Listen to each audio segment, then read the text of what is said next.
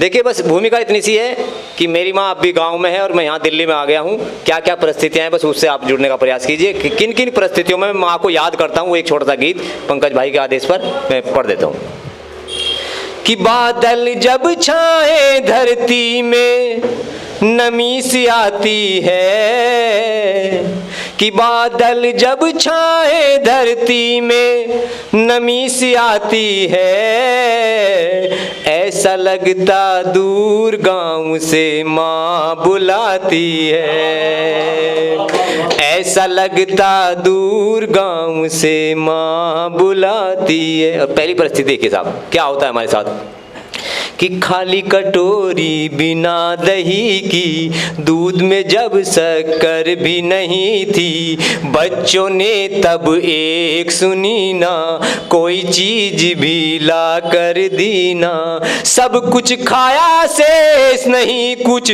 बात तो यूं भी विशेष नहीं कुछ, खाली कटोरी लुढ़क के मेरे पास जब आती है, ऐसा लगता दूर गाँव से माँ बुलाती है, ऐसा लगता दूर गाँव से माँ बुलाती है। और मित्रों एक परिस्थिति और आपको बताता हूँ, यहाँ हमारे पास कितने ही पैसे हों लेकिन 2 या 3 कमरों के फ्लैट्स होते हैं। ये बात अलग है उनकी कीमत 1 करोड़ रुपए होती है, लेकिन कितनी विकट परिस्थितियां, उस 1 करोड़ खर्च करने के बाद भी आपको कहीं कुछ सूरज चांद दिखाई नहीं देता।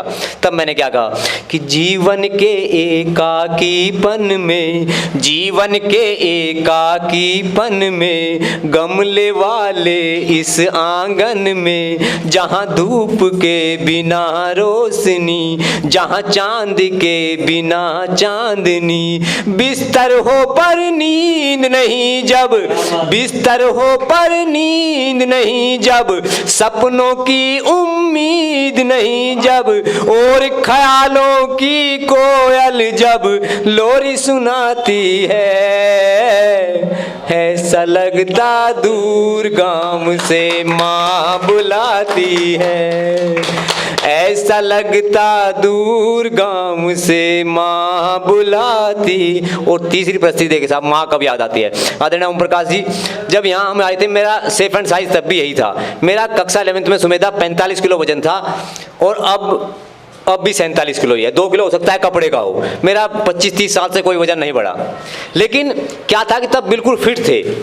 यहाँ आते जैसे हम 5-7 साल में दिल्ली में रहा, डॉक्टर ने ये कह दिया कि भाई घी नहीं खाना, कोलेस्ट्रॉल बढ़ जाएगा, गैस बन जाएगी। और वास्तव में सच्चाई से पहले मतलब मेरी 27 साल की एज में नौकरी लगी। 27 साल तक मुझे ये पता ही नहीं था कि घी खाने के लिए भी कोई डॉक्टर मना कर सकता है, मेरी कल्पना में नहीं था। और यहाँ डॉक्टर ने आते मना कहा घी मत खाना।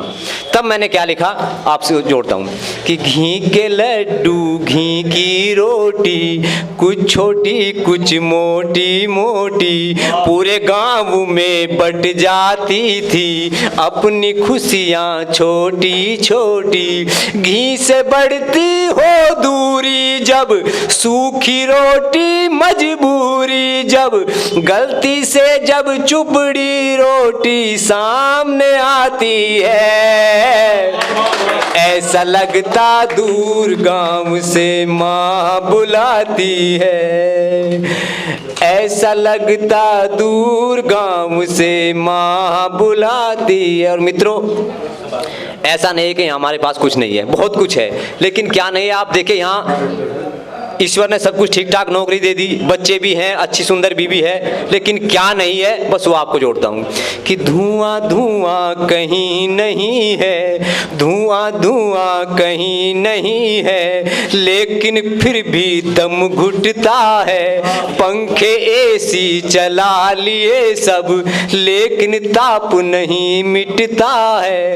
अंदर बाहर बेचैनी जब, किससे कह दूं क्या कहनी अब, तभी अचानक माँ की फोटो सामने आती है, ऐसा लगता दूर गाँव से माँ बुलाती है, ऐसा लगता दूर गाँव से माँ बुलाती है। बहुत बहुत धन्यवाद। और अंत में 4 पंक्ति बस माँ कैसी होती है। कि सिलबट्टे पर पिसती चटनी, जो गांव के लोग हैं थोड़ा मेरे साथ जुड़े, कि सिलबट्टे पर पिसती चटनी जलती रोटी का धुआं है, या उबलते दाल का पानी ना जाने तू कहां कहां है, और पूरे घर में नमक सरी की घुल मिलकर ओ रहने वाली, पूरे घर की खुशी की खातिर आंगन आंगन फिरती माँ है, आंगन आंगन फिरती माँ है। बहुत बहुत धन्यवाद। जय हिंद, भारत जय भारत।